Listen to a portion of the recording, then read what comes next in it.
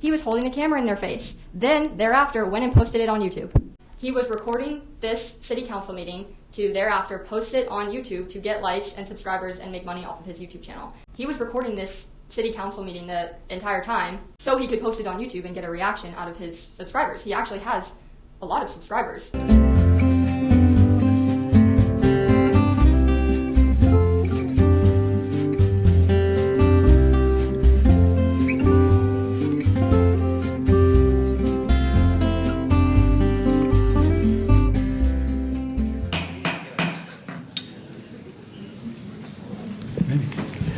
This time I'll call to order the August 21, 2025 meeting of the Clearwater City Council. This time I'd like to move to item 2 on the agenda. And if you would all join me in standing for the invocation tonight to be given by Major Ted Morris from the Salvation Army, and then afterwards remain standing for the Pledge of Allegiance.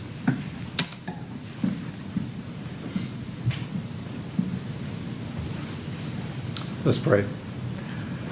Father, we thank you for this beautiful day you've given to us. We thank you for a country in which we live where business can be done in a way such as is done in this city. Father, we thank you for our mayor, the city council members, the city manager's office, fire and rescue and law enforcement, those who go toward the danger rather than away from it. We ask that you'll bless this meeting tonight. May the decisions and discussions that ensue be in line with your will for our city. And in your holy name we pray. Amen. Amen. Thank you, Major Morris. Please join me in the Pledge of Allegiance. I pledge allegiance to the flag of the United States of America and to the republic for which it stands, one nation, under God, indivisible, with liberty and justice for all.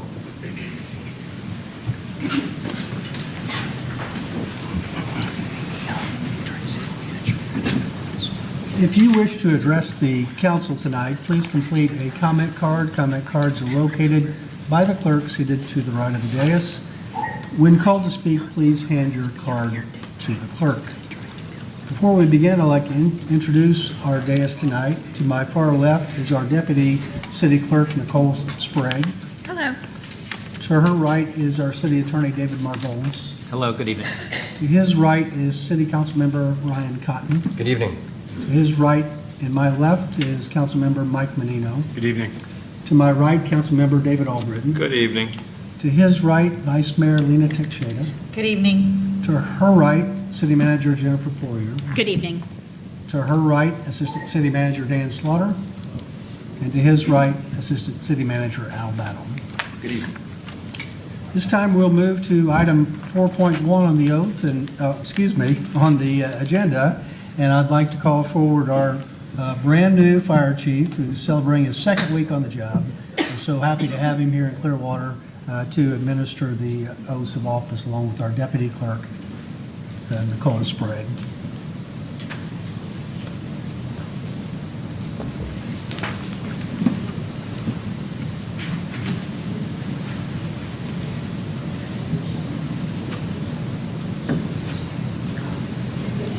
Yes, first, if that's okay. Mr. Mayor, Council, thank you very much.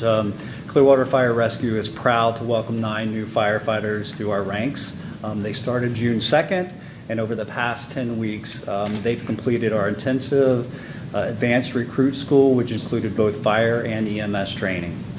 On August 8th, they officially graduated and have now joined their station assignments, continuing to grow and refine their skills as they take the challenges, make those challenges of the first year. And we are excited to share with them this moment tonight and congratulate them.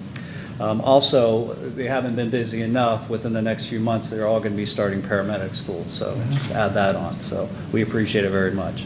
And now for the introductions. Wyatt Henry, you just raise your hand. Firefighter Henry comes to us from Sunstar Ambulance and is stepping into his first firefighting role.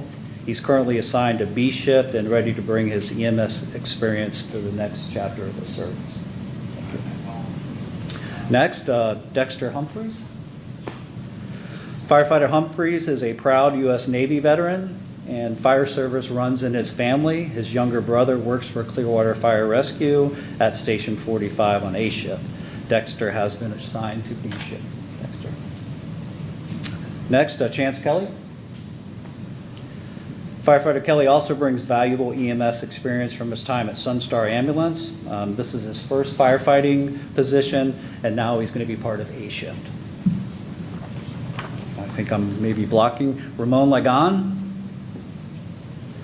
Firefighter Lagan joins us with experience from Orange County Fire Rescue, and he's already hit the ground running on his assigned shift, A shift. Caroline Osborne.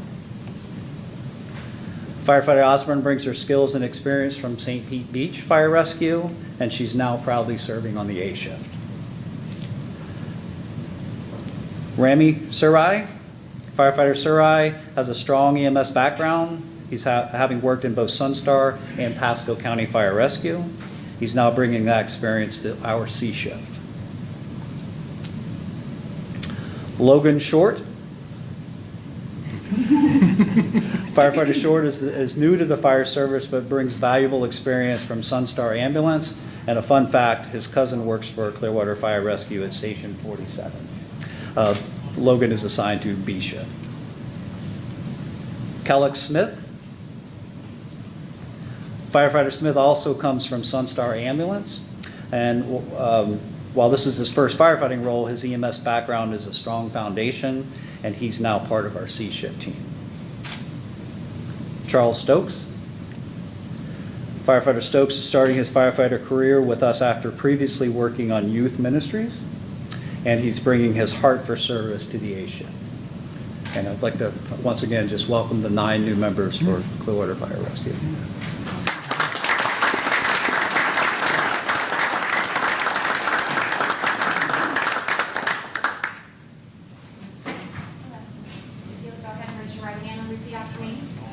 I state your name.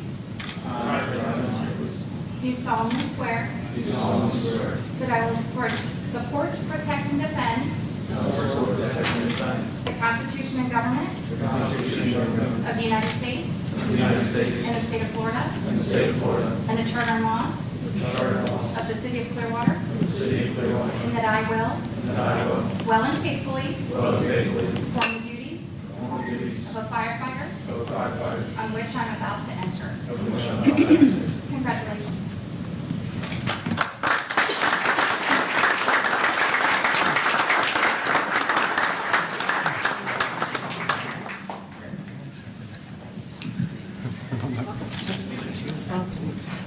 Welcome aboard.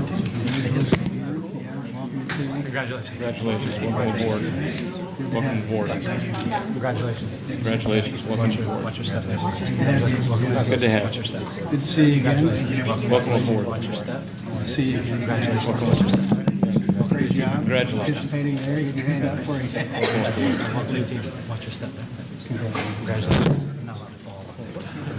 Congratulations. Great job on your speech. It was nice to meet you. Congratulations.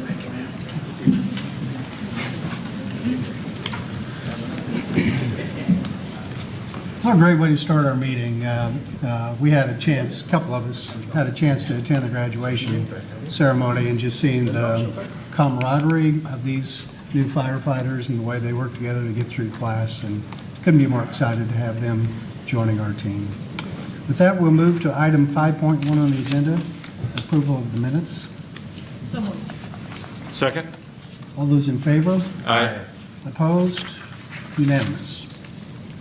We'll now move to our consent agenda. Are there any items to be pulled from tonight's consent agenda? Yes, items 6.1, 6.3, and 6.4 have been requested.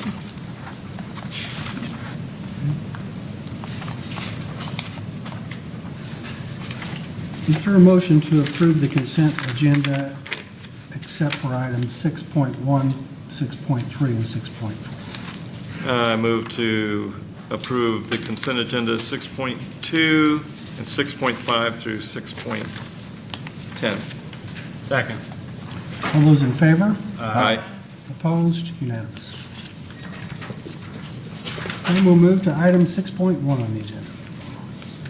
Approve agreement for professional external audit services for 5 fiscal years ending September 30 through 2025 through 2029 with the accounting auditing firm of Cherry Beckert LLP. Good evening, Council. Jay Ravens, Finance Director. As discussed at Monday's work session, this is a 5-year agreement for external auditing services. Be happy to answer any questions. Does anyone here from the public desire to speak to agenda item 6.1?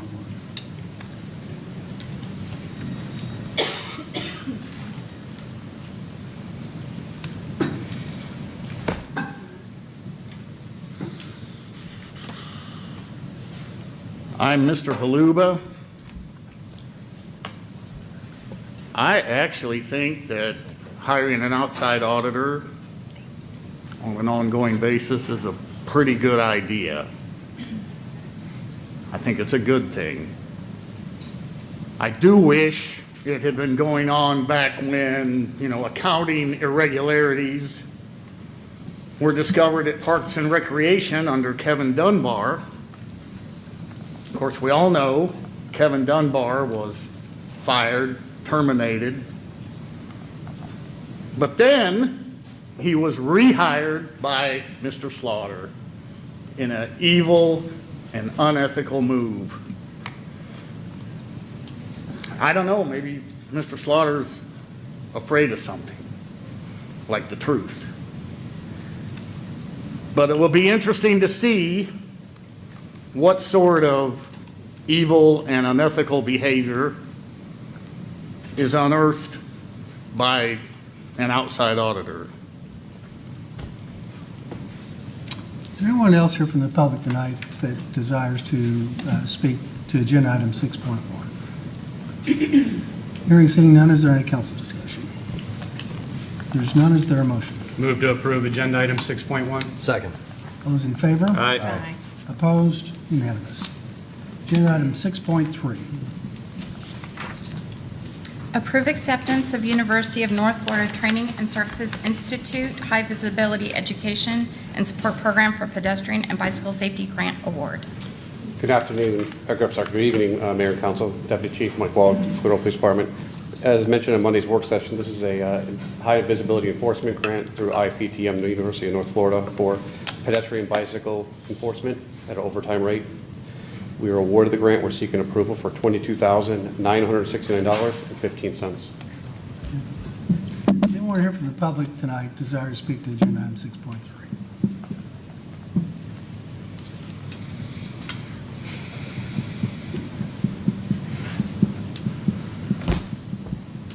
I'm Mr. Haluba, and I, really don't know what to think about this. This operation that's donating this $23,000 is a, charity, something Mr. Menino knows about, and I don't believe he should be allowed to vote on this, given his history with his charity. $23,000 is not going to go very far. It's kind of a piss-ante grant, and accepting it has created a 16-page document. I just wonder how many of you have even read this document. I'd ask for a show of hands, but none of you would move because I don't think any of you have read it. So high visibility education.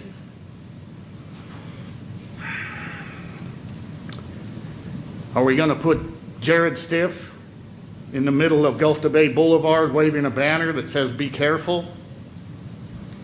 Seems every time Clearwater receives a grant, it gets screwed up. Reclaimed water is one example. The Clearwater Ferry is another one, a big one.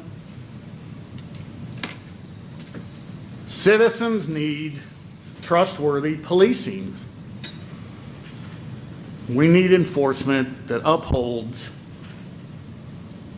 law in an ethical manner, not with an evil purpose of self-preservation.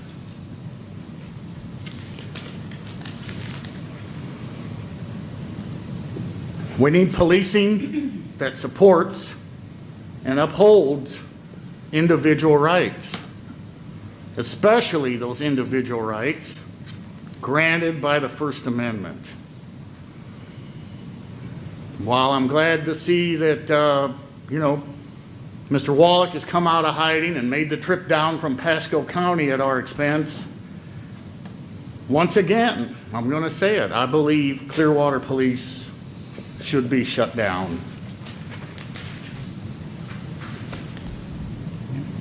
Does anyone else here from the public desire to speak to agenda item 6.3? Okay, if not, is there any council discussion? To start, I would like to say something. I didn't say it at the work session the other day, but this is a serious issue, not just for Clearwater, but for the entire county. We have far too many pedestrian and bicycle accidents with vehicles, far too many. And many of them are, quite frankly, the fault of the pedestrian or the bicyclist. We had a young man killed last school year, ran red light on an e-bike and was hit.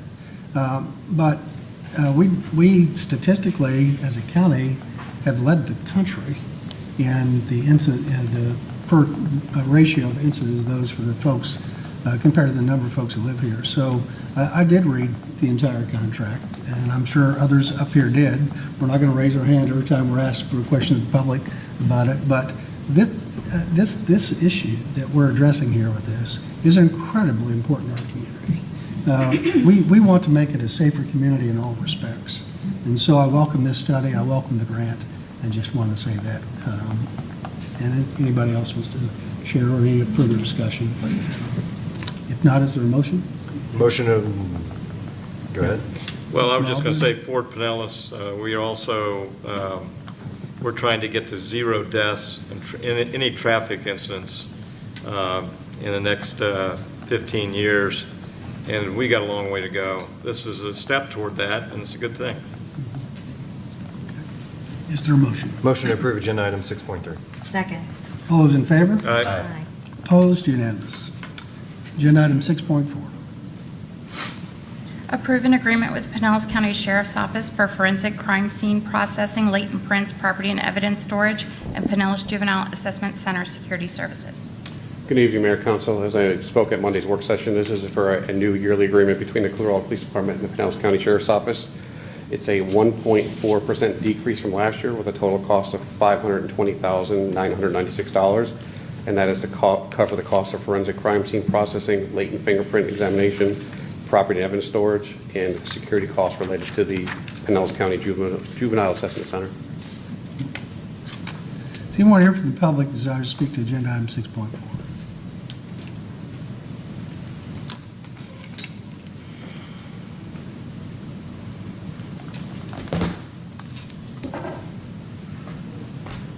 I'm Mr. Haluba. I think this is an absolute bargain. It covers, many, many things that Mr. Wallach just stated, like property and evidence storage, juvenile assessment center, crime scene processing, things that obviously Clearwater Police are not equipped to do on their own, which is understandable since they're a secondary law enforcement organization. But it makes it obvious that Clearwater Police cannot properly process a crime scene without PSCO assistance. So what does Clearwater Police do? Well, that's a question a lot of people ask. The only answer that I can give definitively is their primary objective is just to justify their own existence in the shadow of PCS.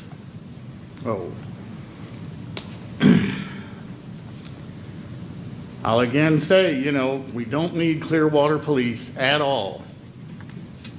PCSO is primary. This documentation proves that. Just turn everything over to them, not just the things that Clearwater Police fails at. If we shut down Clearwater Police, then maybe the fiefdom of Slaughter, Gandy, and Wallach will topple. Now, proper crime scene processing may have been helpful back on September 29th, 2018. Anyone else here from the public tonight that desires to speak to agenda item 6.4? If not, is there any council discussion? If there's no discussion, is there a motion? Motion to approve agenda item 6.4. Second. All those in favor? Aye. Opposed? Unanimous. Now move to agenda item 7.1. Appoint 10 members to the 2025 Affordable Housing Advisory Committee and adopt Resolution 25- now the agenda item says 25-12, but that's a Scrivener's error. It's actually 25-11, so just want to bring that up. Thank you. Good evening, Council. Dylan Mayhew, Acting Housing Manager. On Monday, I presented Resolution 25-11, which would appoint this year's Affordable Housing Advisory Committee. One change has been made to the resolution since Monday. The Community Development Board has recommended Michelle Chenault in lieu of Michael Boutsikis. Both the agenda narrative and resolution have been updated. With that, I'd be happy to address any questions. Does anyone here from the public desire to speak to agenda item 7.1? Hearing and seeing none, is there any council discussion? There's none. Excuse me. City Attorney? Thank you, Mayor. We have Resolution 25-11, a resolution of the City of Clearwater, Florida, appointing the Affordable Housing Advisory Committee in accordance with Florida Statute Section 420.9076 and required for purposes of the State Housing Initiative's Partnership SHIP program, providing that the city's Neighborhood and Affordable Housing Advisory Board, the NAHAB, among several other individuals, shall serve as said committee, appointing existing NAHAB members to the committee, appointing additional members to the committee in accordance with Section 2.228 Code of Ordinances of the City of Clearwater, providing an effective date. Now is there a motion? I move to approve agenda item 7.1. Second. All those in favor? Aye. Opposed? Unanimous. Thank you. Move to agenda item 7.2. Approve the State Housing Initiatives Partnership Program Annual Report and Local Housing Incentive Certification. Dylan Mayhew, Acting Housing Manager. On Monday, I presented the SHIP Annual Report. Just some quick notes from that presentation. The city did bring in a total of $1.8 million approximately in revenues from our annual allocation and program income. We nearly expended that total amount. We assisted 25 families through the following strategies and with the following funding: $579,525 for purchase assistance, $302,549 for owner-occupied rehabilitation, and $830,442 for the construction of 4 new single-family homes. Our $1.85 million in SHIP expenditure leveraged approximately $1.97 million in outside funds. Staff is requesting approval to submit the attached annual SHIP report to the Florida Housing Finance Corporation. And with that, I'd be happy to address any questions. Is anyone here from the public tonight that desires to speak to agenda item 7.2? Hearing none, is there any council discussion? If not, is there a motion? Move to approve agenda item 7.2. Second. All those in favor? Aye. Opposed? Unanimous. Thank you. Agenda item 7.3 will be continued to September 18, 2025. We'll move to agenda item 7.4. Update council rules and adopt the real resolution 25-12. Mayor, as you know, we discussed this on Monday. Happy to answer any questions. If you'd like, I could go ahead and read the resolution now just to get that out of the way, because I know there may be some council discussion. So, Let's read that. we have Resolution 25-12, a resolution of the City of Clearwater, Florida, amending council rules, providing an effective date. Does anyone here from the public tonight desire to speak to agenda item 7.4? If not, is there any council discussion? Vice Mayor? Yes, so I've had a few days to ponder this, and after some time to reflect and review the actual meeting on Monday, and having numerous communications with citizens, I feel compelled to share my concerns about this agenda item as it currently stands. One of our core responsibilities we have is to ensure transparency, fairness, and accessibility for the public we serve. Yet approving this agenda item as is may be perceived as moving away from that commitment. We went from requiring 2 weeks to add on an agenda item to virtually no time at all. We have already recently removed public comments on items not on the agenda, and now we are considering further limiting public comment by only alerting the public within 3 days in advance. I do not believe this is doing the right thing for the citizens. Their ability to be informed and to participate meaningfully is essential to good governance. Further limiting that access undermines the trust they place in us. I am very mindful that too much inflexibility can create challenges.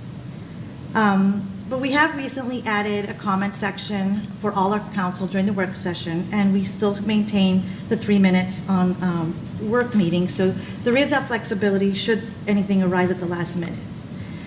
But this may be perceived as less about efficiency and more like an ambush. We've all been on the receiving end of feeling blindsided, and we know it does not create a healthy and collaborative environment. Our residents deserve better, I believe. They deserve a government that welcomes their voice input, not one that continues to reduce their opportunity to engage. Now, that being said, I am willing to follow Councilmember Menino's suggestion as a compromise by setting the notification limit to 5 minutes. This adjustment still maintains a level of flexibility while still ensuring the public and council has a fair opportunity to engage and participate. Furthermore, regarding Mayor Rector's comment about adding a short narrative with intended shared documents attached to the agenda, I also agree to that. It is beneficial. These attachments should also be shared with the city manager to ensure clarity, context, and consistency in communication. Providing additional information helps the public understand agenda items and fully facilitates more meaningful engagement. So for that reason, I cannot support this agenda item as is currently written without these adjustments in place. So I'm going to see if this sticks, and I'm going to make a motion to amend the agenda item to include language requiring no less than 5 days' notice prior to meetings to add an agenda item, which must include a brief narrative with all intended shared documents attached and shared with city manager. Okay. Is there a second to her motion to amend? Well, I would like a further discussion. I do second that motion, but I would like to add something to it. There's a so motion and a that's- second on the amendment, yes. Yeah, with an amendment. I do support you in that. I do see both sides of the discussion. I do think you meant 5 days. What did I say? 5 minutes. Sorry. That 5 days. Sounded real good to me. Yeah, 5 minutes. There goes. That'll be really flexible. Your point is understood. Monday, we obviously all listened and had relevant, very important discussions on both sides of this, and why we want to make sure we have the flexibility and the fluidity to provide efficient government, to remove red tape and allow us to govern for our residents. There is that balance with ensuring public trust, and any decisions we make in the decision-making process that opens that door of questioning motives or transparency that threatens that trust, I think it's worth a deeper discussion. Why I said amend that motion is solely because right now we do not have any policy in place that states when an agenda has to be posted. I know staff does a good job and works hard to try to get that posted for the public, sometimes by Wednesday. Sometimes, if I'm not mistaken, that may come on a Thursday. Sometimes it may come sooner, but there's no, I think, with respect to making sure that staff has time and the agenda's posted, as well as we have that ability to add, maybe we do put some procedure in place where let's standardize staff posting a work session agenda by, Thursday afternoon or something. We then marry that with this new policy of Thursday afternoon is the last chance before the agenda is posted to make something added to a work session, so that we're not crossing over and putting out an agenda coming back on a Thursday because it's within the time limit. Now we still have to repost an agenda, maybe the two timeframes should be married. But with that, I am supportive of that, because we are approving a resolution that puts an opportunity for us to make open comments in discussion forum to a work session. I think that's a safeguard. If we hear something Thursday, Friday, or Saturday, Sunday, to bring to the table and at least bring it forward. If it is late to the table and we do say it, we all have the ability, and we have in the past, to say, this just hit us, I think we should probably step back and talk a little bit more about this, and it gets moved to the next agenda item. We also have a Thursday to add new business. So I am supportive, that's why I second the motion, but I would add the contingency that we marry the posting of a work session agenda to a Thursday afternoon with that same deadline, so that we're not having to repost, if that makes sense.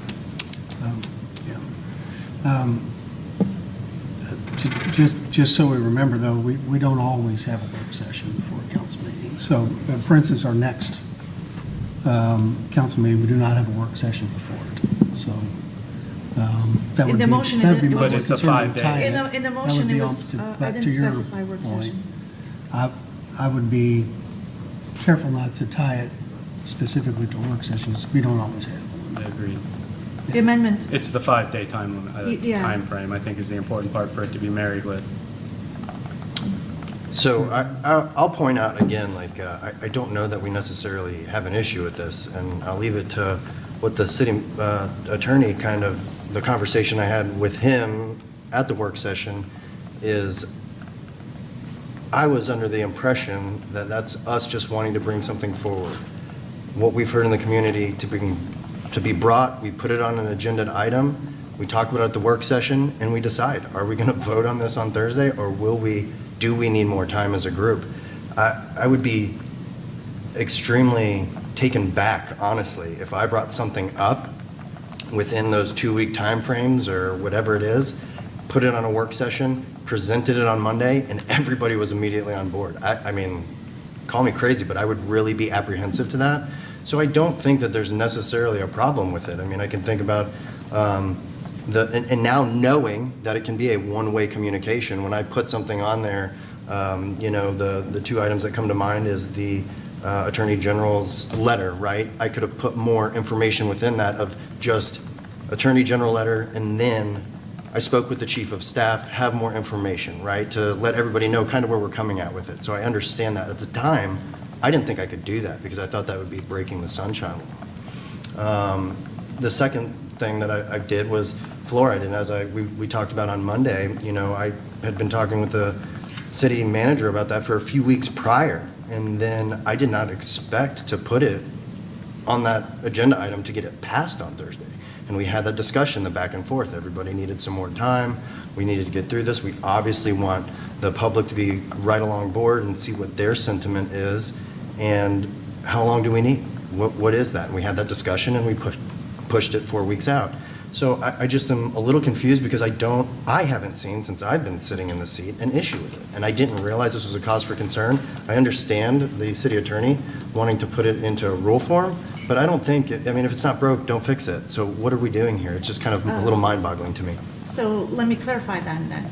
So let me speak on my behalf. I do not find that acceptable. When I'm being told, after going through proper channels, to postpone my request that I requested, but through human error was omitted, to wait another 2 weeks, but then we look at an agenda item and it was added on a Friday for a Monday, that opportunity was not given to me. And so that's point number one. And number two, I guess what the focus is being lost here, it's to alert and educate our citizens. Asking our citizens to log in every Friday to make sure we don't add something on Monday, for example, not always, is, I don't think that's acceptable. People have lives, they're busy, and so what I'm saying is, not just for our comfort level, the citizens need ample time to participate, and 3 days is not enough. And we have other mechanisms and processes to bring things forward under a more urgent matter, but for agenda items, to go from 2 weeks strict, and then with, I guess, some exceptions towards you, and then to nothing, no boundaries, I'm uncomfortable with that. And my conversations because during the work session, I got actually texts from citizens saying, please continue. We need a heads up. People have lives. They go away for the weekend. They have children. They have careers. And they would like to have more than 3 days notice to engage and participate in these discussions. And it is clear to me that 3 days is not enough. So when you keep saying, I don't see a problem, I wanted to clarify, at least it was for me and for the communications that I had with those who reached out to me. 3 days is not enough. May I respond to that? Sure. So I don't know what you went through. I mean, when I followed channels to put something on an agenda, I went through the city manager and the city clerk, so I apologize for whatever happened with you in your instance. I mean, I just followed what was before me as a council member, just as is afforded to you as vice mayor. So I can't speak specifically to that. To the other thing, I'm not saying that it's not giving them 3 days, is what I'm saying is that it is important, and I would be shocked if one of us put something on an agenda, you presented it on a Monday, and Thursday we're all like, yep, that's it. I think that Monday is you presenting what it is that needs to be said. It's But not. the citizens are not being given enough enough exactly. alertness to And that's- understand that. So right. it's not just about us reacting, it's about the citizens having ample time to engage. But Maybe they I'm not can't engage on a articulating. work session. They can listen. Maybe I'm not they articulating can myself listen. correctly, is what I'm saying is, you bring it up, you propose, whoever it is proposes their thing on the Monday, then we discuss it, and we're like, okay, yeah, we're not ready for this Thursday. We need a month, we need 60 days, we need 90 days, we need 120 days. This is a lot to take in. We definitely need to hear from our citizens. In my mind's eye, that's how it should go. But the process of putting it on the agenda is just saying, hey, essentially, this is new business I want to bring before the five of us up here. It's not, again, I would be hard pressed to think, especially myself, would be okay with something being interjected on a Thursday, Friday, being presented on a Monday, and us being like, yep, that makes sense. No, I agree with you wholeheartedly. That's not enough time for me to take it in and do proper amount of research. I can probably tell you that everybody on this board knows that I love data and looking at things and making sure that the public sentiment is there. I wouldn't even be comfortable with that. So I agree with you on that. And maybe that's why I'm saying, maybe there's a miss in how I'm conveying what I'm saying. I would see it as that Monday, whoever it is presents their topic, and then we decide the time frame of when we want to readdress it. So I'll leave it at that. So thank you. And to your point, that is what happened. I mean, we did discuss it at a work session. We decided each of us need more time to look at it and invite public to comment. So to your point, that is how we addressed it. So, Councilmember? Yeah, and I agree with Councilman Cotton and what you just said, Mayor. I've never seen a real issue. I mean, I guess you're having some problems with it, that's why you're bringing it up, but all the time that I've been here, I've never seen that. And we've never brought something up and then the next meeting after a work session vote on something that the public needs to be privy to. I don't want to feel like I have to wait if I've got something that happens over the weekend and I want to mention it at a work session, I think I want to have the freedom to do that. And I'm not going to ask for a vote on it, but a good discussion is good for anybody that's tuning in. If they miss it, they can find it. It's recorded. They can find it in the middle of the night if they go back and look at it.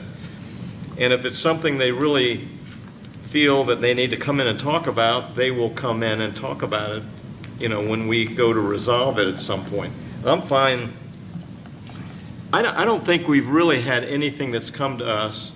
I'll give your example with fluoride. I mean, that happened real quick, and, that was an issue that had, both sides were and I knew we were going to get a lot of public comment on that, and we pushed it out far enough where we could get, a person on one side and a person on the other, and then lots of public discussion of it before we even went to a vote. And I think that's what would happen. I don't think anybody's going to blindside the public by a quick decision on a Monday and a vote on a Thursday night that has something that the public really needs to hear about. So I don't kind of agree. I think we're talking about, I'd leave it as flexible as you can, because whenever you start putting things, you got a lot of unintended consequences when you start really boiling down on this has got to happen before this and this and this, and then we lose our freedom to bring issues up. And a lot of the issues we bring up might not have anything to do with the public. Might be an issue that, we see for safety, or, how we see different staff situations, or like with me, building department stuff that the public really doesn't see and would really not have a input on, but it's good to get it out and to talk freely about it with you guys, because this is the only time we can talk is when we're here. And I don't want to see that taken away from us with a real strict, we got so many days before, we got to write it down and a week ahead of time before we can even mention anything about it. So that's kind of where I'm coming from. Yeah, Councilmember Menino. You can go ahead if you want. Yeah, the only thing I said, just like I said Monday, we all five of us come prepared for work sessions. I mean, we read whatever's in there, we come, and sometimes when one of us just puts something on and it's just 4 words, I don't feel like I can prepare to discuss it if I don't know more about what we're discussing ahead of time. So I think that is, for me, just a courtesy we're going to give one another to put some context in whatever we're given before the work session, so that we have some general idea of how to prepare and kind of how to for a good discussion amongst us, if we're going to be expected to address it and then potentially put it on the council meeting agenda. So I said on Monday, and I'm still happy with the current language that's proposed. But Councilman Menino, you wanted to share some more? Yeah, I mean, it sounds like we can count. Right? We'll do the math again. But I think this isn't about us. This discussion. Exactly. It's not about us and us putting something on an agenda and us doing the homework and us feeling comfortable with it. It's about the public, and one of the biggest challenges for governments across our country and throughout the world is ensuring public trust, and not just ensuring it, but building it. And with that public trust comes the very things that we're asking for, of participation and engagement and feedback and belief in what we're doing as a city.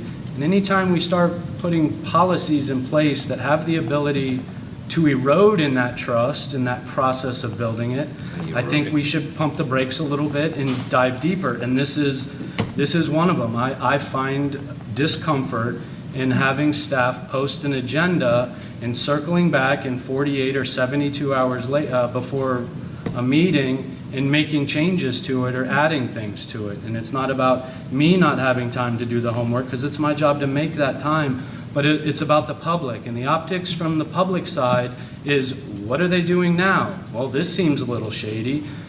What's the transparency with this? And we need to do things and govern, not feeding that scrutiny and feeding that behavior, but to enhance that public trust. And I think this is an opportunity for us to make sure we're ensuring transparency. I don't think there's an issue with saying by Thursday afternoon, that gives us 5 days, lock it in. I recognize and respect flexibility and fluidity. All those are important. And I think that mechanism is built in a work session. We now have the opportunity to speak, which last week we did not. This week we do. You have an opportunity to bring those up and have that discussion. And we also, that Thursday, have an opportunity under new business. But I don't think this is about us. I think it's bigger. It's about public trust. And once an agenda is posted, I think there is no state statute that mandates we post the agenda. Just so we know, the only reason we post agenda is for the public. Am I correct in that? That is generally correct. I mean, there are certain instances where we have to advertise certain meetings, such as budget, millage, but as far as the agenda, generally speaking, there is no requirement to have agenda. So generally. I respect staff for wanting to do it 7 days, and the earlier, the better in their mind to get it off and move forward. But I don't like going back and making changes and additions. I think a compromise, like the vice mayor said, was finding that 5 days, and if something's so important over a weekend, you have an opportunity at a work session or in that Thursday to bring it up and have the discussion. But I'm going to stay where we're at. Okay, Councilmember Cotton? Yes, thank you, sir. I think that we're all saying that we're agreeing the public trust is paramount, right? I mean, that we all want that. So, I mean, again, I don't see an issue here. I haven't seen a specific issue, even when it comes to, seems like it was my agenda items that caused the ruckus here. But even with those, we've fixed it, right? Because we're able to talk on the dais between each other. We see that one was too vague because nothing was there, it was a little cryptic, right? But now knowing that I can not violate sunshine law by putting more descriptive narrative in why we're bringing something to it, fixed. When it comes to my fluoride issue, again, I wasn't expecting, would it have been great to get a vote on Thursday? Yeah, but never did I expect it because I'm presenting new information to you guys that, yeah, you were able to get, the public was able to get on a Friday or on a Thursday, but nowhere in my mind was like, yep, this is coming Monday, Thursday, we're sending it home. That would be naive and a little bit reckless, if I'm being honest. So I think each of us have conveyed how important it is to be transparent and to know that we're working for the people and not ourselves. I don't see anything wrong with what's before us here. I still think that we're hitting that nail with the hammer. We're presenting what's important to us when we were able to efficiently get it onto a ballot, or not a ballot, I'm sorry, but onto the agenda, and then have that sunshine law conversation. I think that's the key to what it is that gives us that flexibility and fluidity. Not that we're just looking to get the vote down, right? No, it's more so like, hey, we've got this. This is what we've heard. I'm getting a lot of emails about this. I agree, whatever that is. Here's the information I've done on it. Let's have the conversation and set a time to get more information and have a vote on it. So I think that each of us are saying it's extremely important that the public is on board with what's going forward. It's just not handcuffing us to making sure we got said thing on an agenda within a said amount of time, or now we do have to wait additional time frame to get there. So again, I will say, I don't see it as being broken. I think that we all agree the public being allowed to do their homework and still petition us is paramount. That's why we sit here. We are doing their work. So again, I stand by the original agenda item, but thank you very much. I appreciate it. Anything further on the motion to amend? If not, we'll vote on the motion to amend. All those in favor of the motion to amend signify by saying aye. Aye. Those opposed? Nay. Nay. Okay, that would be 3 against, and Councilmember Menino and Vice Mayor for. So now we're back to discussion of the main, of the agenda item that's presented to us tonight, the resolution as presented. Is there any further discussion on that? Make a motion to approve agenda item 7.4. Second. All those in favor? Aye. Opposed? Nay. Nay. Okay, that would be Councilmember Cotton, Councilmember Albritton, and the mayor in favor, and Councilmember Menino and the vice mayor against. Okay, we'll move to item 7.5. Approve the vacation of the westerly 5-foot utility easement as platted, requested by landowners Sandra and Joseph Capper, located at 1086 El Dorado Avenue. Thank you, Ms. Sprague. Good evening, Mayor, council members. Robert Kasmer, Public Works Real Estate Coordinator. In brief again from Monday, the item before you is a request from the landowner of 1086 El Dorado Ave to vacate a rear crossing platted 5-foot utility easement that now hinders the property's development. There are no current or planned utilities within this easement. All proper notices have been published. City staff has reviewed and approved this request. Any questions, please? Does anyone here from the public desire to speak to agenda item 7.5? If not, could we have a reading on this one?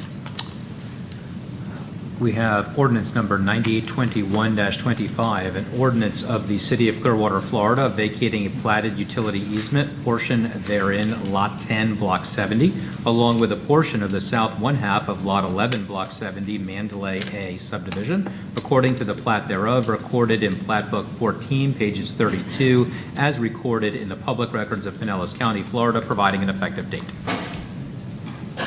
Is there any council discussion on this item? Now, is there a motion? Motion to, Go ahead. oh, sorry. No, go Are we ahead. back into the swing of things? Yep. Okay. Move to approve agenda item 7.5. Second. All those in favor? Aye. Opposed? Unanimous. Thank you. Have a good evening. Agenda item 7.6. Approve the annexation of 2201 Main Street and pass ordinance 9834-25 on first reading. Right. Good. Okay. All right. Good evening, Lauren Matzke, Planning and Development. This request is a voluntary annexation for .70 acres of land that's currently vacant. It's a unique situation in that the property was formerly within the city of Dunedin, and Dunedin recently contracted their city boundaries to enable the city of Clearwater to annex this property. So as seen on the aerial, the parcel is adjacent to property within the city of Clearwater city limits and the city's planning and service boundaries. To the east in the city, or the parcel to the east rather, in the city, these are some of the pictures that were in your agenda package. There's construction going on the city's parcel for a standalone emergency room, and the subject parcel is proposed to serve as surface parking for this new development. So because this parcel is not located within the city's planning boundary, which is established in the comprehensive plan and is part of an interlocal service boundary agreement, we can't use that process for the annexation. So that's also part of why there's two companion agenda items coming following this. Staff's reviewed the petition for annexation, and we're recommending approval. The proposed annexation is consistent with the city's comprehensive plan, the community development code. There's adequate capacity to serve this property, and the parcel is contiguous to existing city boundaries as required by state statutes. Is anyone here from the public desire to speak to agenda item 7.6?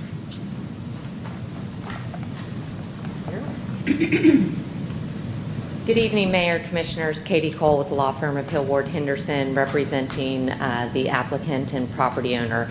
I would normally not take your time and rip victory from the jaws of defeat, as my partner always says, but I could not let this opportunity go by without saying thank you to your staff. Mrs. Poyer, Mr. Slaughter, Ms. Matzke, and the engineering team, Ms. Kivett, they have actually made this project an option for HCA. It never would have happened. The creativity that they showed from the very beginning, we started this process in 2022. Candidly, we had a very frustrating time with our neighbors up the road. Mayor Freeney finally said at their hearing, this is just good government for Dunedin to let go of this parcel and let it go to the city of Clearwater. And without your leaderships continuing to cooperate with the developer and continuing to reach out to their colleagues and counterparts in Dunedin, this project never would have happened. So I just wanted to take this opportunity to really say thank you to the team. So appreciate it. It's great to hear. Thank you for sharing that. Yeah.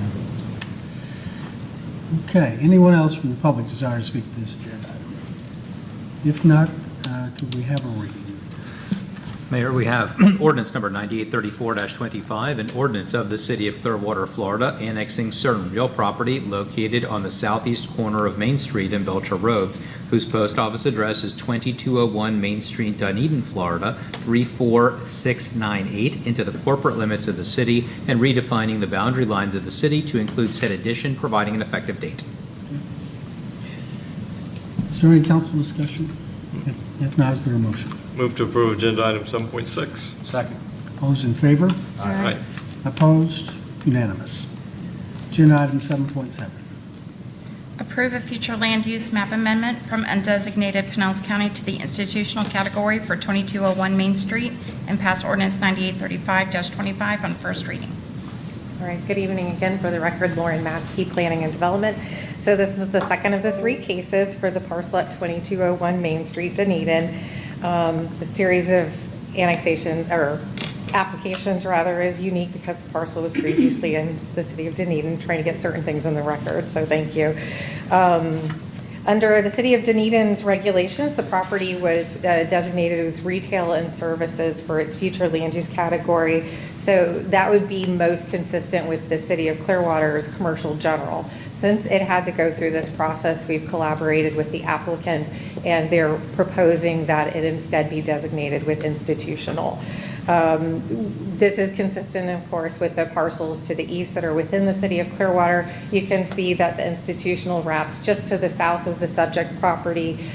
Institutional uses are in general compatible with the residential area to the south, and in the surrounding jurisdictions, there's primarily commercial and retail uses.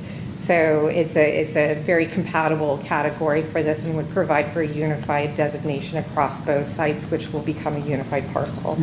So staff determined that the proposed institutional future land use category is consistent with our comprehensive plan and our community development code. There's no adverse impacts anticipated with this change in map designation, and staff is recommending approval. The Community Development Board, in its capacity as the local planning agency, reviewed this application at its July 15th meeting and unanimously recommended approval. If City Council approves this item or upon adoption, the staff would prepare an application requesting for a change be made to the countywide land use plan map to maintain consistency across jurisdictions. Thank you. Is there anyone here from the public that desires to speak to agenda item 7.7? Seeing none, can we have a reading? We have ordinance number 9835-25, an ordinance of the City of Clearwater, Florida, amending the future land use element of the comprehensive plan of the city to change the land use for certain real property located on the southeast corner of Main Street and Belcher Road, whose post office address is 2201 Main Street, Dunedin, Florida, 34698, from undesignated Pinellas County to institutional I upon annexation into the City of Clearwater, providing an effective date. Is there any council discussion on this agenda item? If not, is there a motion? Move to approve agenda item 7.7. Second. All those in favor? Aye. Opposed? Unanimous. Move to agenda item 8.1. Approve a zoning atlas amendment from undesignated Pinellas County to institutional district for 2201 Main Street and pass ordinance 9836-25 on first reading. Not significantly different, but I'll use the word unique one more time. It was actually a very interesting process. I've never done or been part of a contraction of city boundaries before. I don't think it happens very often. So with City Council's approval to modify the future land use designation, of course, the zoning atlas must also be modified to maintain consistency from land use to zoning. So in Dunedin, this parcel was zoned general business, which allows large-scale retail, sales facilities, and relatively intense commercial uses. The proposed institutional zoning district is consistent with the parcels to the east. It's compatible with the residential in the area. I went into, in the last case, a little bit about the surrounding uses, but as you can see on this map, it's primarily commercial in the area with the residential to the south. So staff has determined that this is also consistent with the city's comprehensive plan and community development code. The uses that are available to the site, although it would be it's proposed to be surface parking, it's well on its way to becoming surface parking. If in the future that should change, any uses would still remain compatible with the surrounding properties. There's not anticipated to be any adverse impact to the surrounding properties by approving this change. And so, of course, as surface parking, there's not really anticipated to be any issues with us being able to provide services to it, but this will allow them to have their solid waste in this area and some of the utilities that run through and out. The Community Development Board also reviewed this at their July 15th meeting and unanimously recommended approval. We need to give the applicant a chance to present at this point. If they would like to do so. Would the applicant like to present? No? Well, thank you. Anything further, Ms. Matzke, from the staff? No, sir.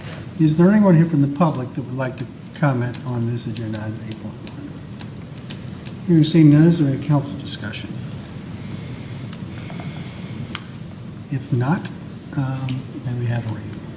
We have ordinance number 9836-25, an ordinance of the City of Clearwater, Florida, amending the zoning atlas of the city by rezoning certain real property located on the southeast corner of Main Street and Belcher Road, whose post office address is 2201 Main Street, Dunedin, Florida 34698, from undesignated Pinellas County to institutional I upon annexation into the City of Clearwater, providing an effective date. Is there any further council discussion? If not, is there a motion? Make a motion to approve. 8.1. Second. All those in favor? Aye. Opposed? Unanimous. Thank you. Move to agenda item 9, city manager reports. Sir, I just would like to ask our deputy city clerk to give a quick update just about our upcoming meeting dates. We have a holiday, and because of it being budget time, it's not a normal cycle, and so just want to remind the public of what we have coming up. Nicole? Yes, just a big reminder for everybody involved that there's a budget meeting on the 3rd at 6 o'clock for council, at 5:15 for DDB, and the 4th, we have a regular council meeting. There is no work session ahead of those meetings, but just if there's any reference to budgets that you would like to see, the meeting from the 16th is out there for review. And just for the public's benefit, that'll be their opportunity to see us discuss it, since there's no work session at the meeting. So, great. Thank you. Yeah. Okay. Item 10, city attorney. Nothing right now. Okay. Item 11, closing comments by council members. Councilmember Cotton. I have no comments. Thank you, sir. Councilmember Menino. Nothing. Councilmember Albritton. Well, I do have something I want to say. Tomorrow, 2 p.m. is something I've been waiting for over a decade, and that's groundbreaking on the Clearwater Multimodal Transit Center that's over on Court and Myrtle. And finally, we're going to get the start of our transit center that we've been talking about since 2014. So it's a great start. Everybody's invited to come out. I know they're going to have some speakers out there and a lot of people that were helpful in making this happen will be there to talk as well. But that's tomorrow at 2 o'clock. That's it. Okay, Vice Mayor. None at this time? Okay. Well, I think it's appropriate that I bring this up now because the discussion we just had on council rules. But the only thing I really had to share was you all may recall we did a proclamation for the Red Star Foundation, who's headquartered here. It's an organization that was started by Jerry Schaefer, who's a veteran, to recognize nationally families who are who either had a service member, a veteran, or a first responder take their own life by suicide. So similar to the Purple Heart and the Gold Star families, it's an organization that supports those families that have lost a loved one in that way. And they have now initiated a process where, similar to, we have cities that are Purple Heart cities. They are starting an endeavor to allow cities to apply to be Red Star cities, and invited Clearwater to be the first Red Star city designated in the country. So they prepared an application process for all cities, and part of that is a resolution which I hope to present at the next meeting. We don't have a work session before the next meeting, so I just wanted to give you all a heads up that I would like to put it on for the next council meeting on September 3rd. I can put it on for the next work session on September 15th, but I really do want to move us to the front of this. So if there's no objection, then I'll disseminate a draft of the resolution, the application, so you all can see that ahead of time. But did want to get that on our next meeting if we could. So. Just make sure it's within 5 minutes, that's all. I'll make sure you get it 5 minutes before the meeting. Flexible. And, Ms. Cole came in and just made really kind comments about our staff. And I can tell you, we really appreciate that as a council. Not just the three of you mentioned, just our entire staff. We all, have those days where, even me, when I look in the mirror, boy, I wish I could have done it a little differently or better. But those moments when our staff does that are far outweighed by the number of times we knock it out of the park. And we look for creative solutions to serve citizens better. And it just made me feel great to hear that, because I know that's reflective of a lot of our departments that really go out of the way to make Clearwater just an exceptional place to live. So thank you for that, your efforts. And Ms. Matsky stepped out of the room, but appreciate our planning department going the extra yard there. Now, if we can just, jokingly, but if we just figure out a way to just completely take over the entire city of Dunedin, joking. I mean, we've got to start there on 580, right? There we go. I'm just kidding. We love our friends in Dunedin, so we're good partners, good rivals when it comes to Major League Baseball. So, but thank you again for all the staff does all year long. And so with that, I don't have anything further, and we will now adjourn the City Council meeting for August 21, 2025.